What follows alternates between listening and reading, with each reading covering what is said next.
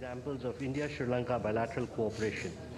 These are by the way of announcements and exchange of protocols and memorandums of understanding, followed by press statements by our two leaders. First, we shall witness the exchange of protocol amending the agreement between the government of the Democratic Socialist Republic of Sri Lanka and the government of the Republic of India for the avoidance of double taxation and the prevention of fiscal evasion with respect to taxes on income. This will be exchanged on the Sri Lankan side by Honorable Vijay Divas, Minister for Foreign Affairs, Foreign Employment and Tourism, and on the Indian side by His Excellency Dr. S. Jaishankar, External Affairs Minister of India. Mr. Ministers, please.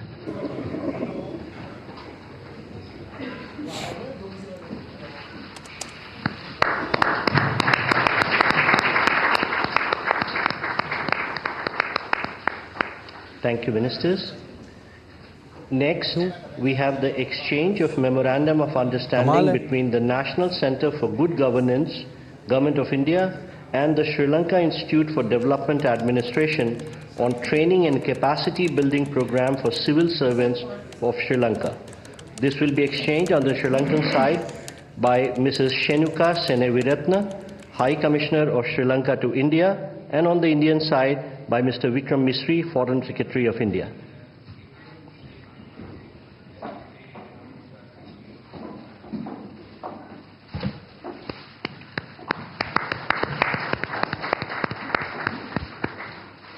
Thank you, Excellencies. Ladies and gentlemen, this concludes the exchange ceremony. I now request the spokesperson of the Ministry of External Affairs to conduct the remainder of the proceedings.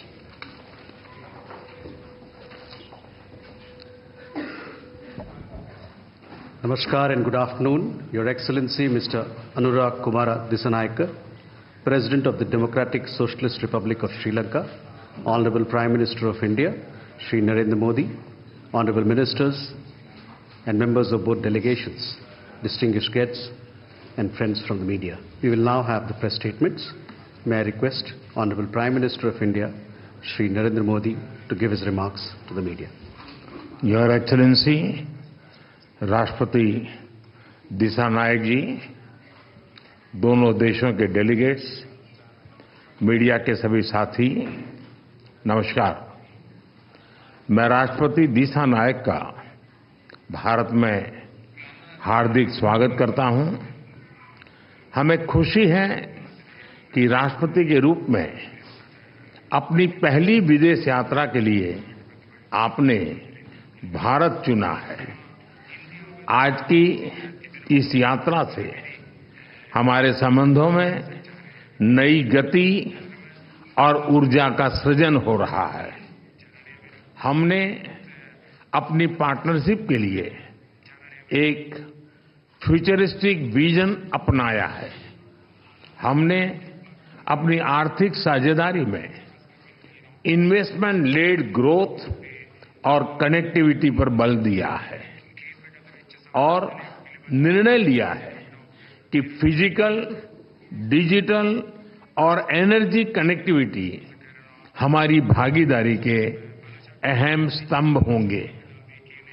दोनों देशों के बीच electricity grid connectivity और multi product petroleum pipeline स्थापित करने पर काम किया जाएगा। सामपुर सोलर पावर प्रोजेक्ट को गति दी जाएगी। साथ ही श्रीलंका के पावर प्लांट्स के लिए एलएनजी सप्लाई की जाएगी। द्विपक्षीय व्यापार को बढ़ावा देने के लिए दोनों पक्ष एकता को जल्द संपन्न करने का प्रयास करेंगे। फ्रेंड्स, भारत ने अब तक श्रीलंका को $5 बिलियन की लाइन्स ऑफ क्रेडिट और ग्रांट सहायता प्रदान की है। श्रीलंका के सभी 25 जिलों में हमारा सहयोग है और हमारे प्रोजेक्ट्स का चयन सदैव पार्टनर देशों की विकास प्राथमिकताओं पर आधारित होता है। अपने विकास सहयोग को आगे बढ़ाते हुए हमने निर्णय लिया है कि माहो अनुराधापुरम रेलवे सेक्शन के सिग्नलिंग सिस्टम और कांके संथुराई पोर्ट के पुनरुद्धार के लिए ग्रांट सहायता दी जाएगी। शिक्षा सहयोग के तहत अगले वर्ष से जाफना और पूर्वी प्रांत के विश्वविद्यालयों में 200 छात्रों को मासिक छात्रवृत्ति दी जाएगी। अगले 5 वर्षों में श्रीलंका को 1500 सिविल सर्वेंट्स को भारत में प्रशिक्षण दिया जाएगा।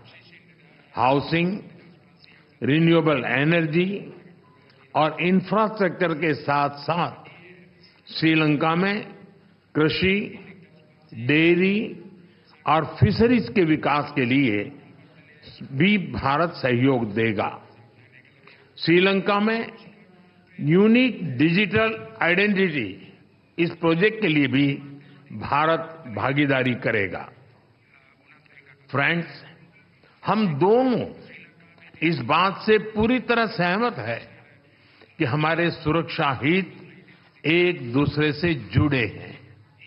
हमने रक्षा सहयोग समझौते को शीघ्र अंतिम रूप देने का निर्णय लिया है। हाइड्रोग्राफी पर भी सहयोग की सहमति बनी है। हम मानते हैं कि कोलंबो सिक्योरिटी कॉन्क्लेव क्षेत्रीय शांति, सुरक्षा और विकास के लिए अहम प्लेटफॉर्म है। इसके अंतर्गत maritime security, counter terrorism, cyber security, तस्करी और ऑर्गेनाइज्ड क्राइम के खिलाफ लड़ाई, humanitarian assistance and disaster relief जैसे विषयों पर सहयोग बढ़ाया जाएगा। फ्रेंड, भारत और श्रीलंका के पीपल टू पीपल संबंध हमारी सभ्यताओं से जुड़े हैं। जब भारत में पाली भाषा को क्लासिकल भाषा का दर्जा दिया गया तो श्रीलंका में भी उसकी खुशी मनाई गई। फेरी सर्विस और चेन्नई जाफना फ्लाइट कनेक्टिविटी से पर्यटन को बढ़ावा मिला है और साथ ही हमारे सांस्कृतिक संबंधों को भी मजबूती मिली है। हमने निर्णय लिया है कि नागपतिनाम और कंके संथुराई फेरी सर्विस की सफल शुरुआत के बाद अब रामेश्वरम और तलाइमनार के बीच फेरी सर्विस शुरू की जाएगी।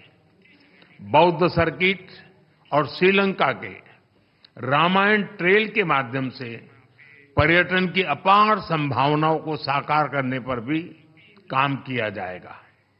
फ्रेंड्स, हमने मछुआरों की आजीविका से जुड़े मुद्दों पर भी चर्चा की।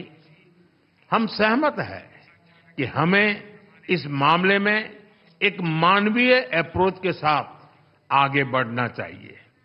हमने श्रीलंका में रिकंस्ट्रक्शन और रिकंसिलिएशन पर भी बात की।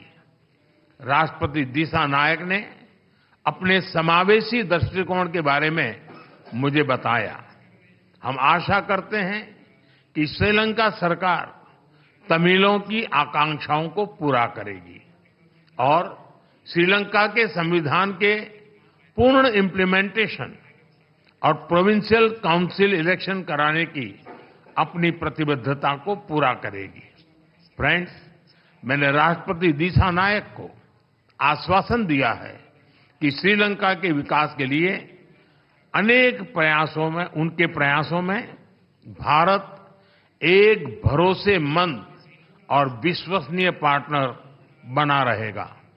एक बार फिर मैं राष्ट्रपति दिसानायक और उनके प्रतिनिधिमंडल का भारत में स्वागत करता हूं। मैं उनकी बोध गया यात्रा के लिए शुभकामनाएं देता हूं कि यह आध्यात्मिक ऊर्जा और प्रेरणा से भरपूर हो। बहुत बहुत धन्यवाद। Thank you, sir. May I now request His Excellency Mr. Anurag Kumara Dissanayake President of the Democratic Socialist Republic of Sri Lanka, to give his remarks to the media. Honorable Prime Minister Narendra Modi, Honorable Ministers, ladies and gentlemen, journalists.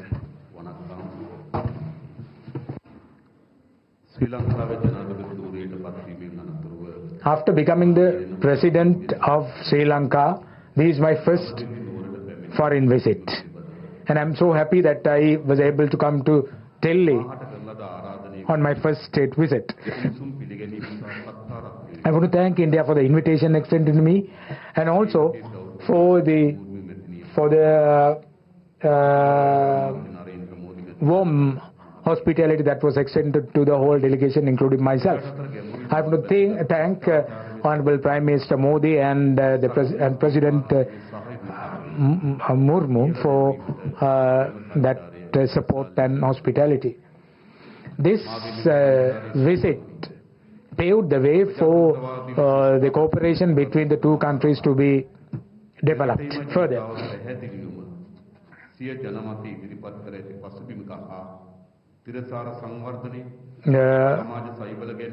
Social protection and durable development are the cornerstones on which the people of our countries have elected both of us to power.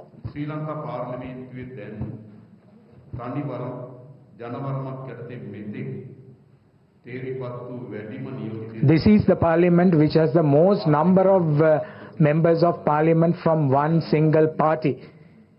Never in the history have we had a composition like this. The National People's Power achieved a historic electoral victory at the recently concluded presidential election and the general election. The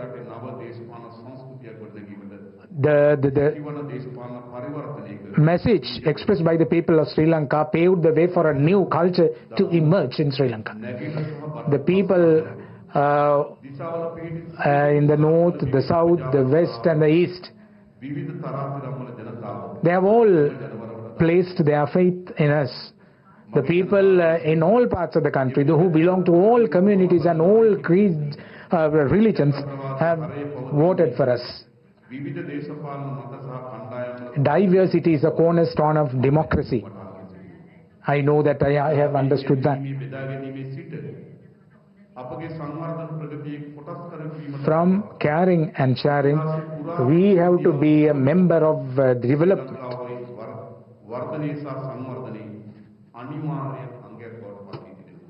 The development that is taking place in the country should be an inclusive development for which we get the participation of people of all communities. Honorable Prime Minister Narendra Modi and myself had bilateral talks a few minutes ago. We undertook a comprehensive review of our aspects on both the countries, and we shared our experiences and also the avenues that we can look at for further advancement. We faced an unprecedented economic crisis a few months ago, rather some 2 years ago, and India supported it immensely to come out of that quagmire. And it has also helped us immensely after that, especially in the debt restructuring process. Sri Lanka secures a very significant place in the foreign policy of India, I know.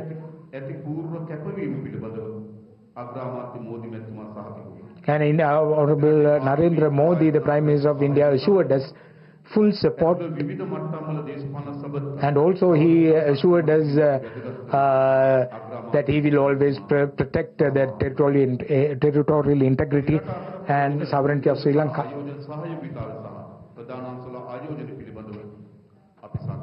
We also discussed about the trade ties between the two countries and the energy aspect, capacity building, education, agriculture and social protection.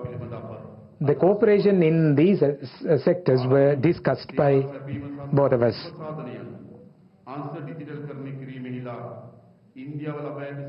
India has achieved tremendous success in digitizing the public services.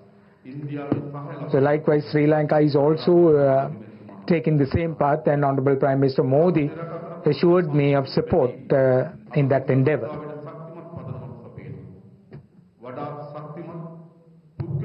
We have strong person-to-person relationships, and I think these the paths that we have chosen for bilateral development will certainly pave the way for more avenues to come up and for more advantages to be accrued to both countries. Sri Lanka, I asked for support from the Prime Minister of India, and he assured me of continued support.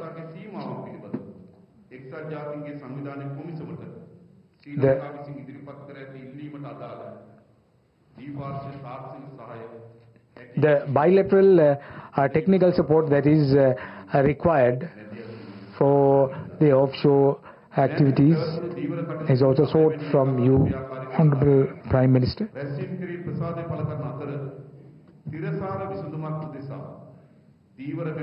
We also want to find a durable and sustainable solution to the fishermen's issue that has become a plague for both countries. And there are bottom trawling systems being adopted by the fishermen in that area, and that needs to be put an end to, because that will spell doom to this industry. And we requested the Honorable Prime Minister to take steps to put an end to practices which are detrimental to the industry and the people. And there are some bilateral agreements were exchanged today.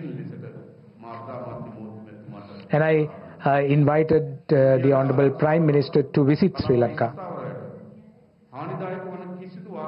And I have also given an assurance to the Prime Minister of India that we will not allow our land to be used in any way in a manner that is detrimental to the interest of India.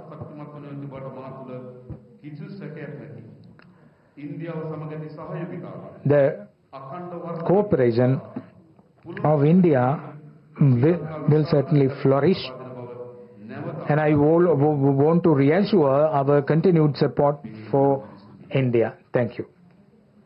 Thank you, sir. Thank you. That concludes the press statements. Thank you for your presence, ladies and gentlemen.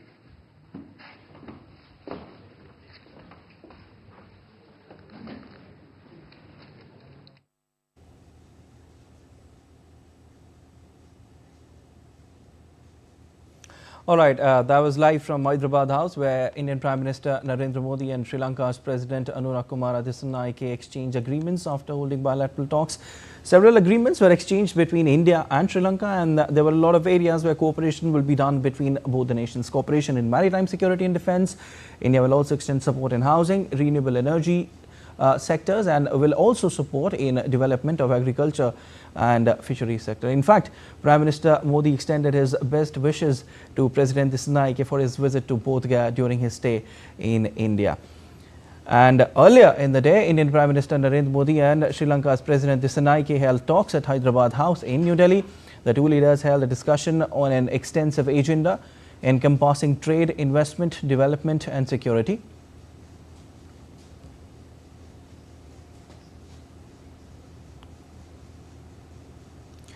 Leaders also held delegation-level talks covering wide area of mutual interests. India and Sri Lanka share a strong civilizational and historical connect with focus on maritime security, economic partnerships, along with deep cultural connects.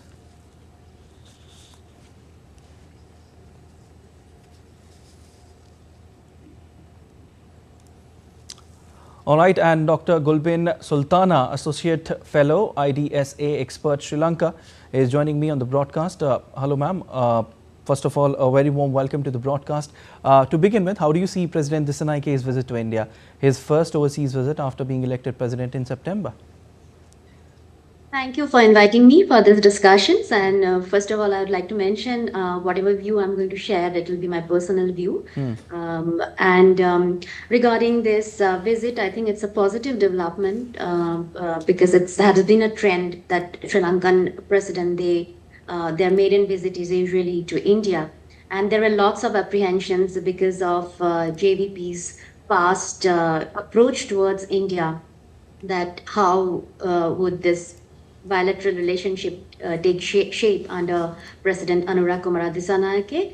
But as President has himself mentioned that he is happy to visit India as his first visit, official visit. And that is a positive development. It shows that he is ready to work with India. So I see it a positive development. And as we saw in the press conference, various areas of cooperation they have mentioned, both the leaders. In my personal view, these are like basically reiteration of the existing cooperation both India and Sri Lanka was having.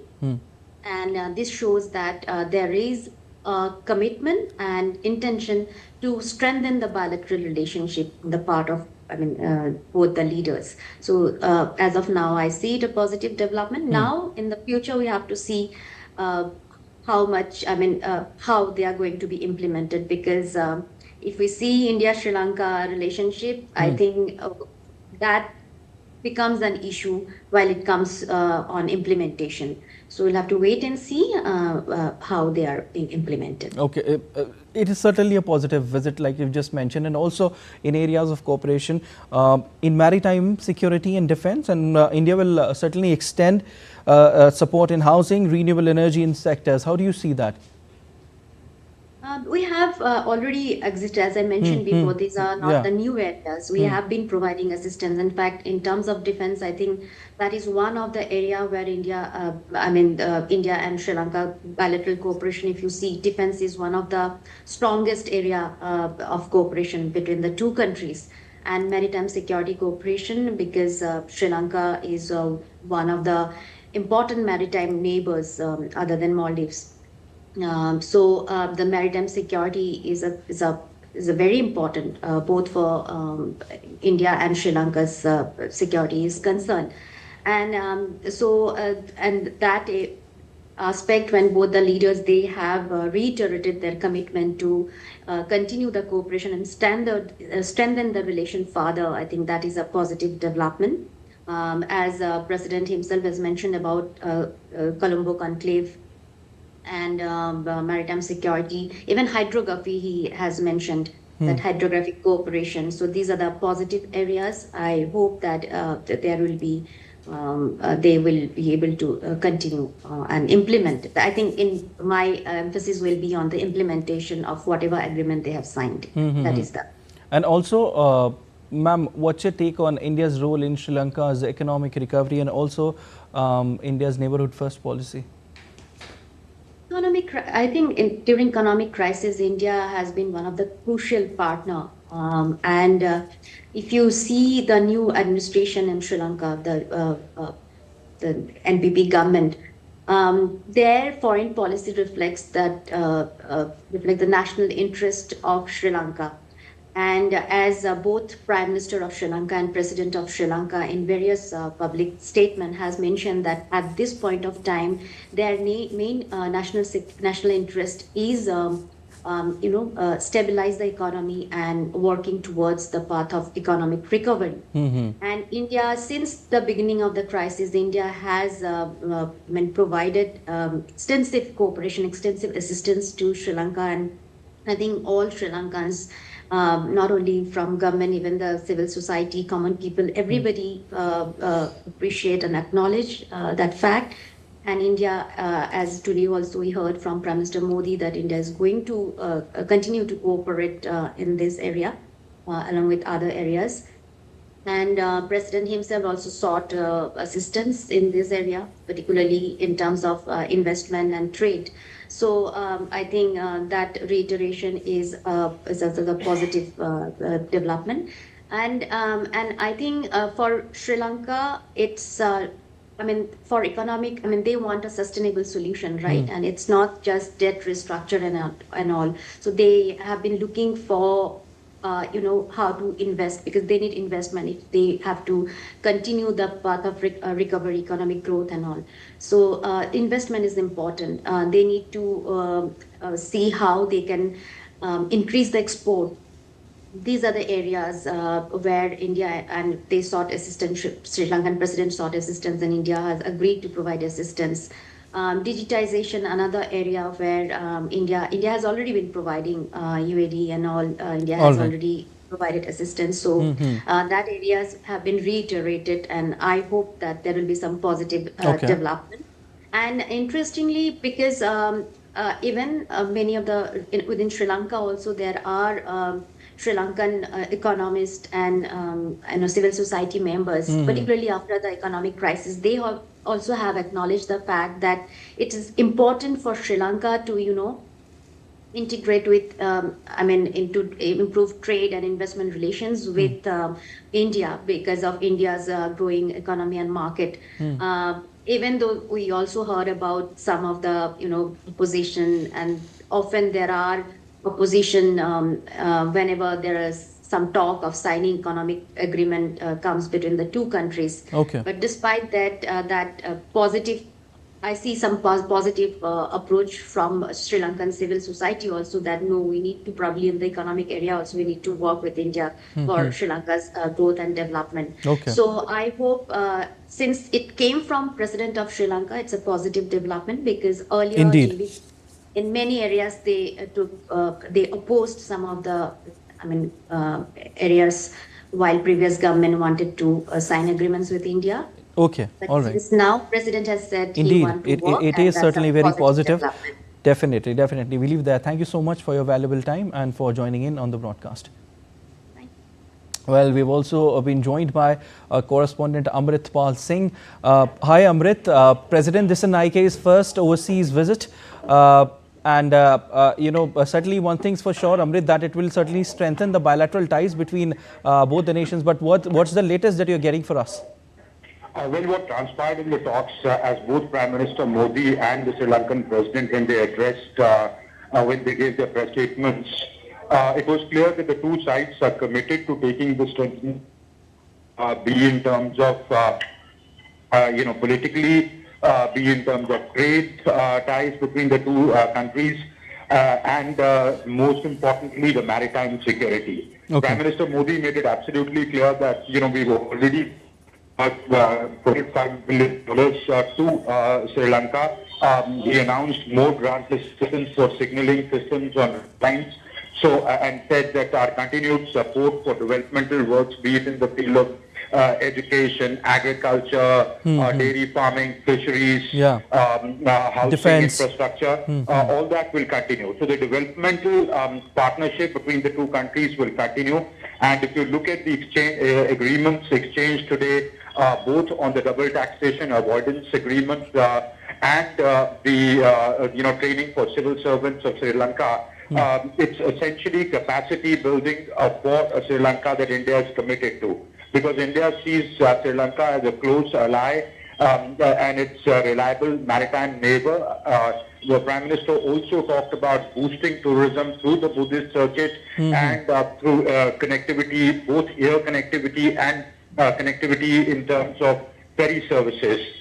So that would strengthen the people-to-people connect and also give dividends to Sri Lanka in tourism, and when the economy, it's the most that they need. All right. All right, we'll leave there. Thank you so much, Amritpal Singh, for your inputs. And earlier in the day, the visiting dignitary received a ceremonial welcome and guard of honor on his maiden state visit to India. Indian Prime Minister Narendra Modi warmly welcomed President Dissanayake at the forecourt of Rashtrapati Bhavan. The visit emphasizes the long-standing friendship between the two countries.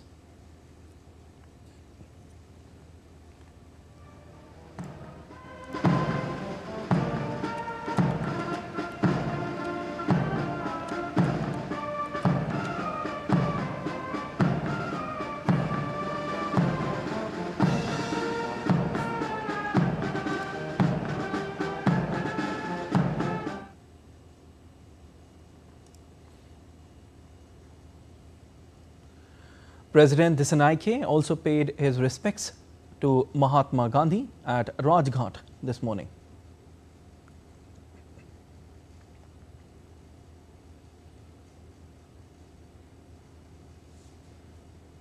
In Bangladesh, general election is likely to take place between late 2025 or early 2026. The head of interim government, Mohammad Yunus, made the announcement on Monday. Nobel Prize laureate Yunus took charge of Bangladesh on August 8 as the chief advisor of its caretaker administration. He was nominated for the role by the student movement that led the weeks-long nationwide demonstrations. He said that the interim government will prepare the country for new elections after a series of reforms.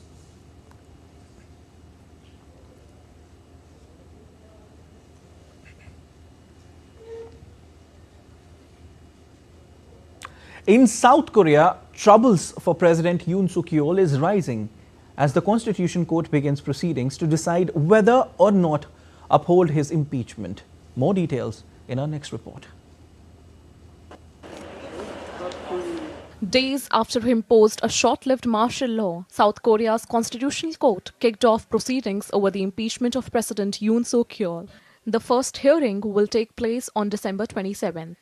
The Constitutional Court has nearly 6 months to determine whether to uphold the impeachment of Yoon by the parliament. Fresh elections must be held within 2 months if he is removed. Prime Minister Han Duck-soo is serving as the interim leader in place of Yoon. The president's decision to suspend civilian liberties on the 3rd of December triggered the country's worst political turmoil in decades. The head of Yoon's party, Han Duck-soo, has resigned amid the crisis. He said that there would have been bloodshed had the martial law not been lifted. If we had not lifted the martial law that night, there could have been bloodshed between our citizens who would have taken to the streets and our young soldiers the following morning. That night, I was deeply afraid that I might not be able to prevent such a tragedy. Meanwhile, Yoon's troubles keep mounting. He has been resisting investigators' calls for him to answer questions over the martial law. The investigators include a joint team of police, defense ministry and anti-corruption officials. Yoon and some of his inner circle face possible life imprisonment or even the death penalty if found guilty, and he remains under a travel ban. Investigators can seek a court-issued arrest warrant if Yoon continues to not cooperate. Meanwhile, neighboring Japan continues to monitor the situation in South Korea. In any case, South Korea is an important neighboring country with which we should cooperate as a partner on various issues shared by the international community. Under the current strategic environment, the importance of Japan-South Korea relations remains unchanged. We will continue to maintain close communication with the South Korean side. Yoon imposed the martial law accusing the opposition of colluding with North Korea. Bureau Report, DD India. The Israeli government has unanimously approved a plan to expand settlements in occupied Golan Heights, allocating over $11 million to the initiative. Prime Minister Benjamin Netanyahu noted that strengthening the Golan Heights is crucial for Israel's security, especially given the current situation in Syria. The new plan is only for the portion of the Golan Heights occupied by Israel since 1967. In 1981, Israel's Knesset moved to impose Israeli law over the territory in an effective annexation. The seized area, which had been demilitarized as part of an agreement reached after the 1973 war, also includes Mount Hermon overlooking the Syrian capital Damascus. Currently, around 31,000 Israelis live in the occupied Golan Heights, with the new plan seeking to significantly increase this number. In another development, Israeli Prime Minister Benjamin Netanyahu spoke with US President-elect Donald Trump about security developments in Syria. The two leaders also discussed a recent push to secure the release of Israeli and foreign hostages held by Hamas in Gaza. We have no interest in a conflict with Syria. We will determine Israel's policy towards Syria according to the emerging reality on the ground. Together with Defense Minister Katz, I instructed the IDF to thwart the potential threats from Syria and to prevent the takeover of terrorist elements near our border. Meanwhile, in Syria, calm is slowly returning to the streets of Damascus. Children are streaming back to school for the first time since Assad fled. Syrian Christians also attended regular Sunday services for the first time since the dramatic overthrow of President Bashar al-Assad a week ago, in an early test of assurances by the new Islamist rulers that the rights of minorities will be protected.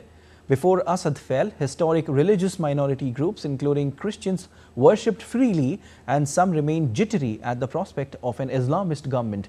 Syria is home to multiple ethnic and religious minorities, including Christians, Armenians, Kurds, and Shiite Muslims. The Assad family itself belongs to the minority Alawite faith, an offshoot of Shiite Islam in Sunni Muslim majority Syria. Tens of thousands of mostly Shiite Muslims have fled Syria for Lebanon in the last week out of fear of persecution by the country's new rulers.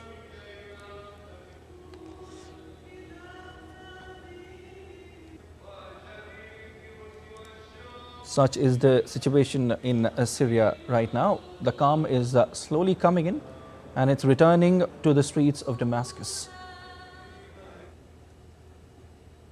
Indeed, India's DV Vinod joins us live to give us more inputs. Hi, Mr. Vinod.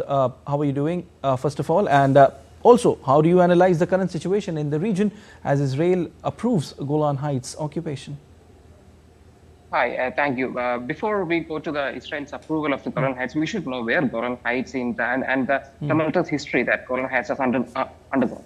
This Golan is a striking basaltic place due nestled in the southwest corner of Syria, a land shaped by both its terrain and its tumultuous history. To the south, it's the Yarmouk River, and the west, it is marked by the anti-Lebanon mountains, and into the west, it is a Sea of Galilee. So it is basically a buffer zone between Israel and Syria. The events surrounding Golan Heights tell a story of decades-long conflict, and it started, in the modern history, it started in the year 1967. In the 1967, for the Six-Day War, Israel had a decisive victory and annexed this Golan Heights along with the Sinai Peninsula of Egypt. But Syria had maintained a staunch stance that they will not that Israel occupy the place, and they maintained the stance in the Arab League summit in the same year. The fragile turning point came after the 1973 Yom Kippur War. In that war, Syria made advances and annexed back some of the portions that Israel had taken, and but however, 1/3 of the territory still stayed under Israeli control. So Israelis began construction of settlements there, and in the year 1981, a new Golan Heights law was passed by the Israeli Knesset, which effectively meant annexation.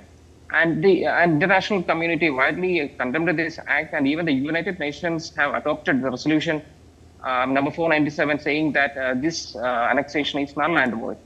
Decades later, in 2011, the Syrian Arab Spring and the Syrian Civil War began, and this area again became a battleground between the forces between the Syrian opposition groups, and Israel was also a part of that. In between, the United Nations Disengagement Observer Force was the only agency which has demarcating this buffer zone between Israel and Syria. They maintain this purple line, which is a 266 kilometers per stretch of land aimed at giving this. So after this 2024 December events, after the fall of Assad, Israel is again beginning construction of settlements in Golan Heights. Already the 31,000 Israelis are settled there, and Israel and the Syrian villagers and the local Syrian Jewish population, which is settled in Golan Heights, were asked to leave the place, and their electricity is being cut there. Their water supply is being cut. And now, last Thursday, several Arab countries have described Israel's actions as land grab, and de facto leaders have asked to stop this thing. And, so Vinod, the situation is tense there. You're trying to say that? So the situation is not tense, but it is a bit of confusing state of affair because there are four active militant groups which is trying to rank up power. One is the HTS, which is currently the main faction. Then we have the Kurdish-led forces in the west, is the SDF, and the Alawite population on the coastal area, which were supporting the fallen Bashar al-Assad regime, and loose association of militants in the south, which is given support by Jordan. So we have to. Okay, so the situation is confusing there, and definitely we know. It's a bit of confusing because we do not have a proper government in Syria now. And HTS has formed the prime minister, but only time will tell what will happen. All right, Vinod, we'll keep taking updates on this. Thank you so much for joining in. And still to come on DD Indian News. Indian Parliament's Rajya Sabha or the Upper House debates the glorious journey of 75 years of the Constitution of India. Delhi Airport is now India's first to connect 150 destinations globally.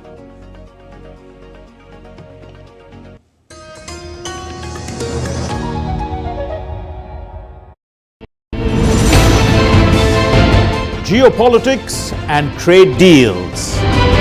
Economic challenges amid development. Hard work and the path to prosperity. It's the economy always. Between walkers, money is what money does and says. Supply creates its own demand. Between the bulls pulls and bears tears. When supply chains globalization and India rises to the podium. We'll get you centered with the economic brief at 8 p.m. every Thursday on DD India.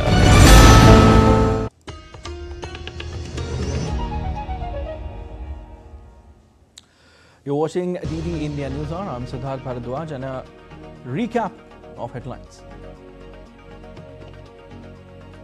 Sri Lanka's President Anura Kumara Dissanayake meets India's Prime Minister Narendra Modi. New Delhi and Colombo signed 2 agreements.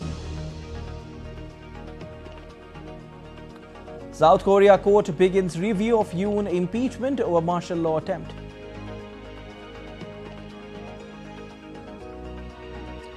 Bangladesh election likely between late 2025 and early 2026, says Mohammad Yunus. Legendary Indian Tabla maestro Zakir Hussain passes away at 73, leaving behind an unparalleled legacy.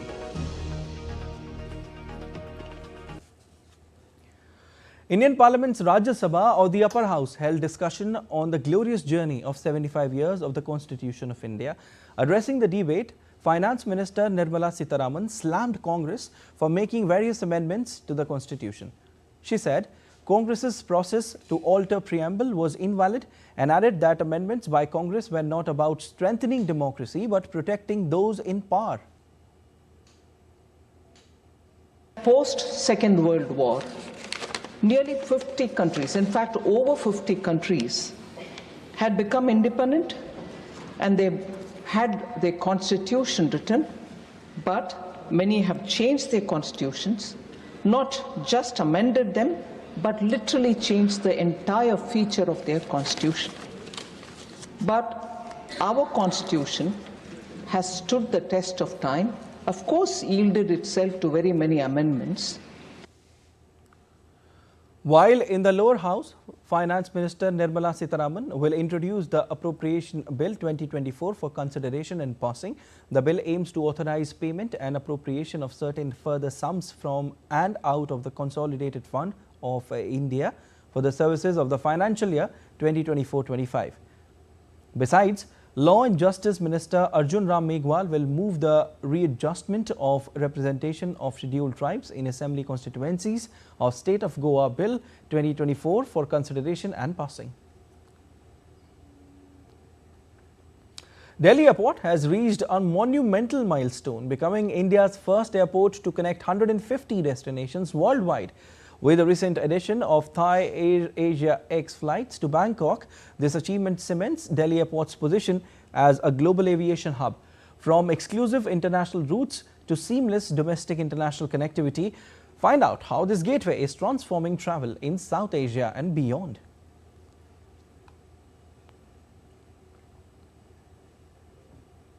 On the occasion of Vijay Divas, India's leaders paid tributes to martyrs of Indo-Pakistani War of 1971. Taking to social media platform X, President Draupadi Murmu paid homage to indomitable courage of Indian soldiers. Vice President Jagdeep Dhankar remembered the fallen heroes, stating that the heroic valor and selfless sacrifices of Indian soldiers led to a historic triumph. Paying tributes to the brave Indian soldiers, Prime Minister Narendra Modi said their sacrifices will forever inspire generations and remain deeply embedded in our nation's history. Defence Minister Rajnath Singh also paid tributes, stating that India will never forget the sacrifice and service of the soldiers of 1971 war. On the occasion of Vijay Divas, on Monday, India's Defence Minister Rajnath Singh laid a wreath at National War Memorial in New Delhi.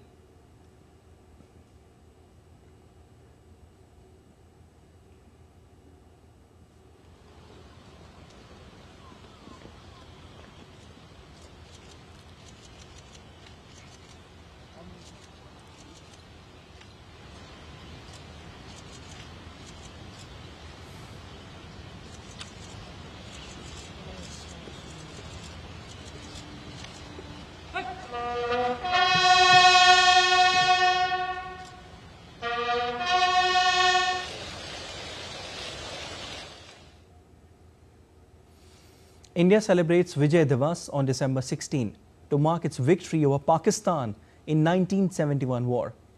The war led to the liberation of East Pakistan and the creation of Bangladesh. The day commemorates the sacrifices made by defence forces in the decisive war.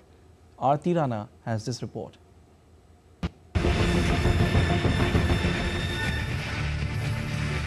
December 16 marks a historic milestone for the Indian Armed Forces. It commemorates the exceptional sacrifice and triumphant victory of India in the War of 1971. The India-Pakistan War was triggered by the rebellion in erstwhile East Pakistan against Islamabad government.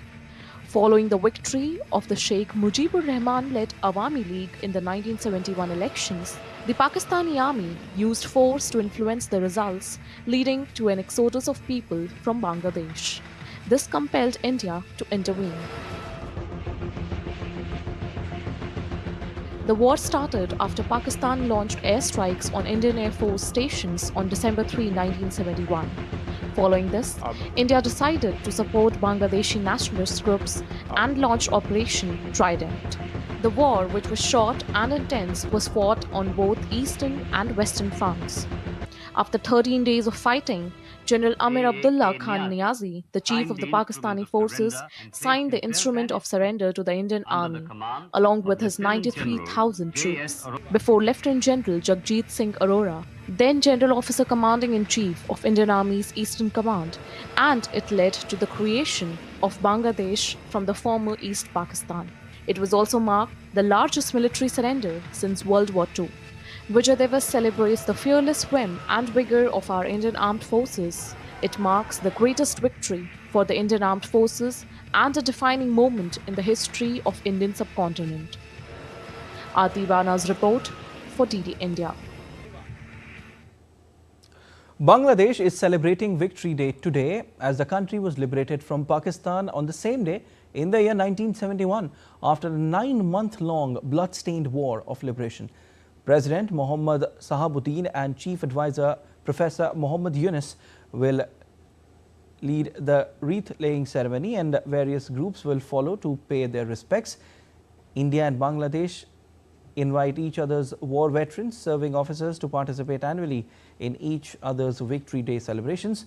8 Mukti Jodhas and 2 serving officers of the Bangladesh Armed Forces travelled to India for the Vijay Divas celebrations in Kolkata, while 8 Indian war veterans and 2 serving officers of the Indian Armed Forces are in Dhaka for the celebrations.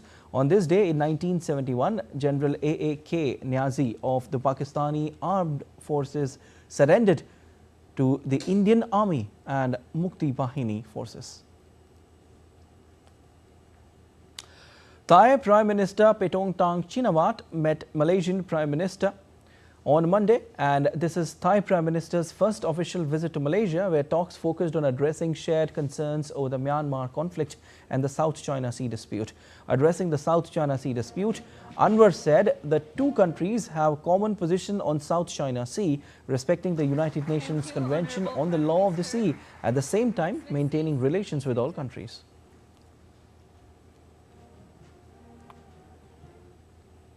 Several homes and trees were destroyed on the French archipelago of Mayotte in the Indian Ocean after Cyclone Chido swept through the region. Aerials filmed by the French overseas Gendarmerie showed a devastated island after Cyclone Chido swept through overnight, bringing winds of more than 200 km/h. The French Interior Ministry said the several hundred people may have been killed and damaged makeshift housing, government buildings and a hospital. Rescue personnel were dispatched to help pick up debris. The authorities added concerns about access to food, water and sanitation have also been raised after the storm. Cyclone Chido was the strongest storm in more than 90 years to hit the islands.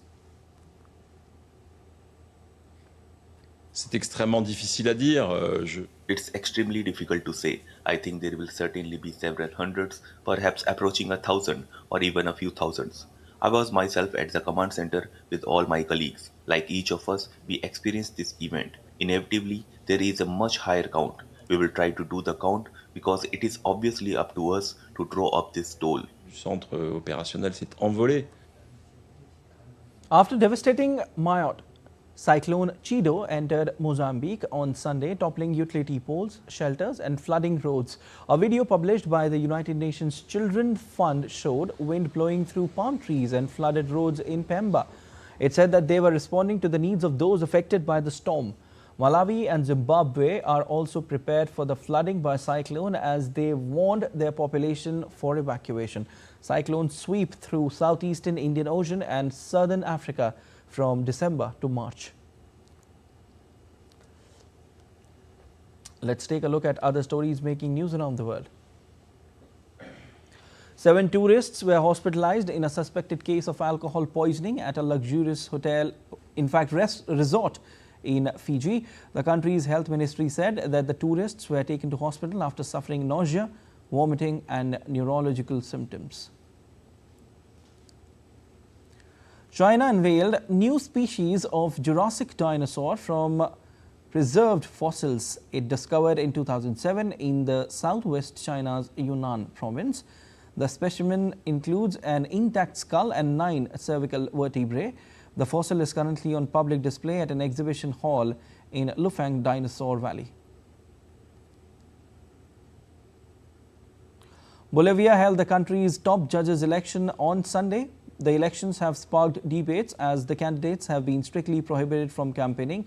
Bolivia is the only country in the world to elect its top magistrates by popular votes.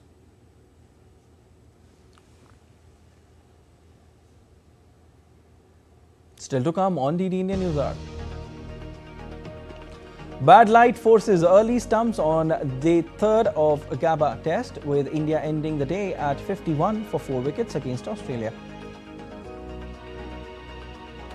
India win Women's Junior Asia Cup, edge out China 3-2 in thrilling penalty shootout.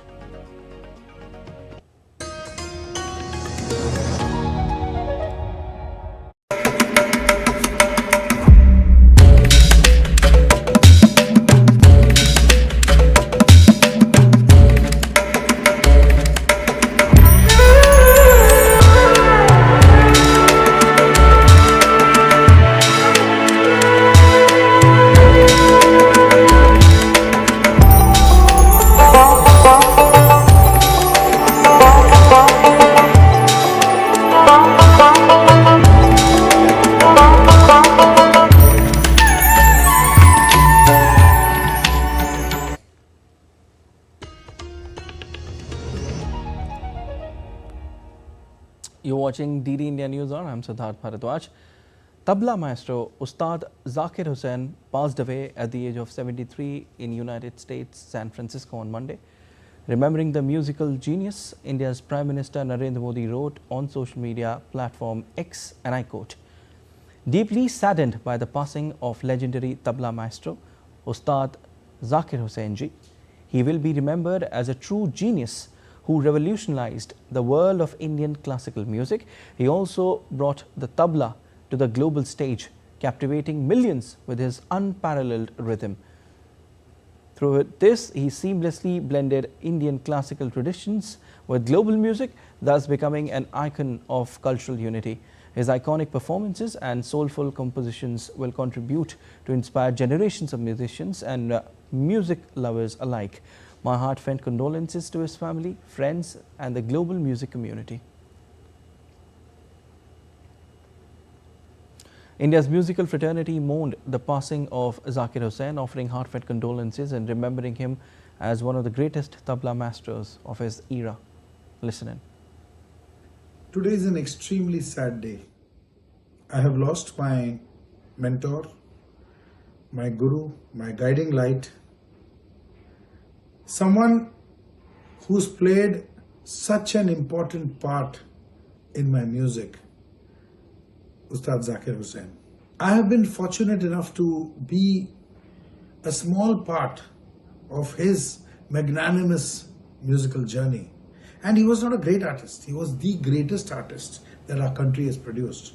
And he's taken our rhythm to the world. आज संगीत जगत के लिए बेहद दुखद समाचार है हम सब के लिए। उस्ताद जाकिर हुसैन हमारे बीच नहीं रहे। हमारे जाकिर भाई, हम सब के जाकिर भाई, जिनको सब लोग अपना मानते थे, वो कलाकार कितने बड़े थे ये सोचने के बाहर है। जितना हम देख पाते थे शायद वो हरदम उससे बड़े थे। सबको अपने पास लाके बिठाते।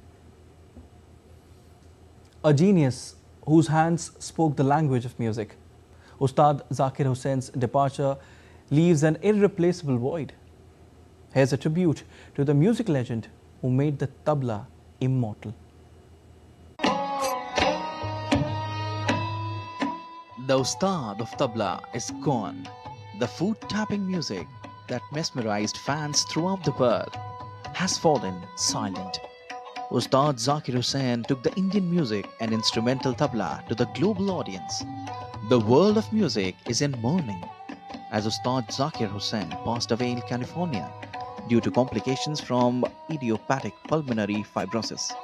His family called his legacy extraordinary and one that is cherished by millions worldwide. Born on March 9, 1951 in Mumbai, Hussain began his journey at the tender age of 7.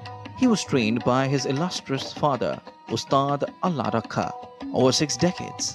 He collaborated with Indian legends like Ravi Shankar, Ali Akbar Khan and Shiv Kumar Sharma and became part of Indian classical music gems. His unparalleled artistry earned him India's top Padma honors, including the Padma Shri, Padma Bhushan, Padma Vibhushan. Internationally, his 4 Grammy Awards, 3 of which were won earlier this year, showcased his global acclaim.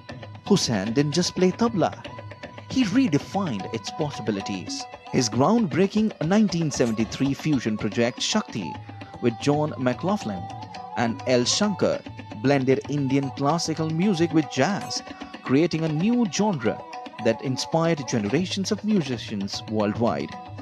Zakir Hussain's tabla crossed borders, connecting East and West.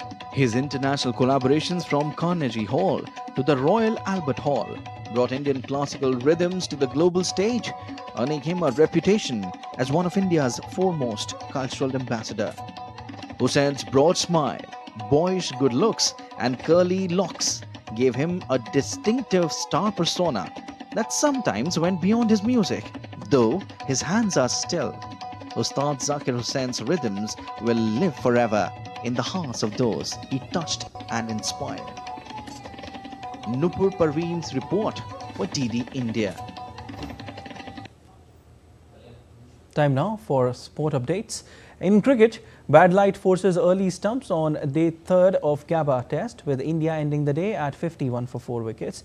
Earlier, top knocks from Travis Head and Steve Smith propelled Australia to a mammoth 445 against India. Australia dominated the proceedings and comfortably got an upper hand over the Indian bowlers. The Aussie duo put on a defining 241-run partnership as Australia went past 400 against India for the first time in a home test since 2015. Jasprit Bumrah was the only bowler who troubled the Aussies, picking up 6 wickets. India then started their innings on a bad note, losing early wickets with Mitchell Starc taking 2, while Pat Cummins and Josh Hazlewood taking a wicket each.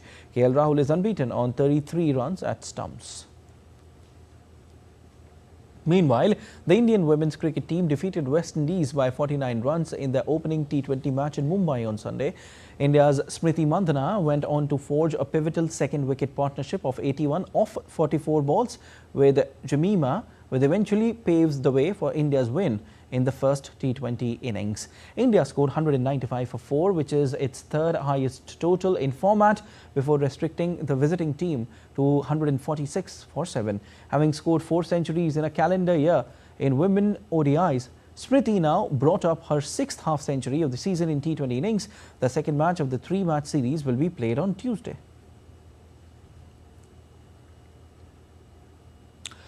Indian women's hockey team beat China 3-2 in penalty shootout in the final of the Women's Junior Asia Cup on Sunday to successfully defend its title. Zhengzhuang Tang scored the first goal for China, but Kanika Sevach bagged her equalizer in the third quarter for India as the match went into a penalty shootout. India's goalkeeper Nidhi made 3 crucial saves during the penalty shootout to help her side lift the title. Both sides were equal stride for stride in the first quarter as they tried to find an opening goal. It was all to play for in the final 15 minutes of the game as both sides went hammer and tongs in search of a winning goal. In the penalty shootout, Sakshi Rana, Ishika and Sunilita scored for India to defend their title. The mascot, logo, jersey, torch and anthem of India's national games were launched in the northern city of Dehradun on Sunday. The mascot of games is Molly, which is the monal bird. India's northern state of Uttarakhand will host 2025 national games from January 28 to February 14. The 38th edition of the games will feature 32 sporting disciplines and 4 demonstration events. Uttarakhand Chief Minister Pushkar Singh Dhami, Union Minister of State for Sports Raksha Khadse, President of Indian Olympic Association PT Usha and other dignitaries were present at the event. India's Sports Minister Dr. Mansukh Mandviya extended best wishes to athletes for the upcoming games.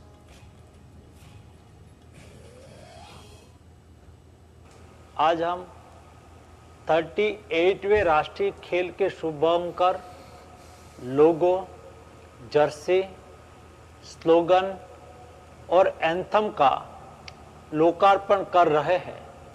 इस अवसर पर मैं आप सभी को हार्दिक बधाई और शुभकामनाएं देता हूं। इस बार राष्ट्रीय खेल का थीम ग्रीन गेम्स रखा गया है।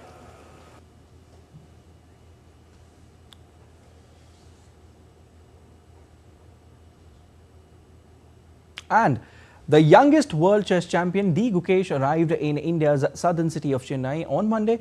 India's new sporting hero was swarmed upon his return with thousands of fans congratulating and receiving the teenage world champion at the airport in Chennai. Gukesh defeated world champion Ding Liren to become the 18th world champion of chess last week in Singapore.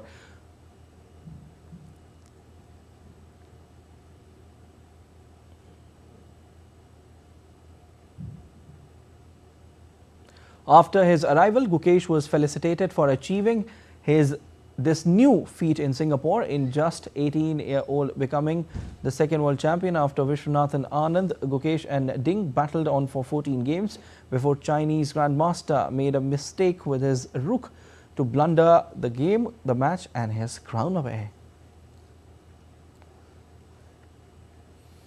India's public broadcaster Prasar Bharati has recently launched Waves, entering the field of OTT platform. Waves provides a complete infotainment ecosystem to digital media and OTT audiences. If you also want great content for free, then download Waves today. That's all for this edition of DD India News Hour, but let us know your thoughts on the news of the day. For those on the go, you can get all the latest news and updates from India and across the world on DD India mobile app. The app is available on both Android and iOS platforms, and you can scan the QR code on the screen to download the app. We'll be back with more news as it breaks here on DD India. I'm Siddharth Bharadwaj from all of us here in Delhi. Thanks for watching DD India News Hour.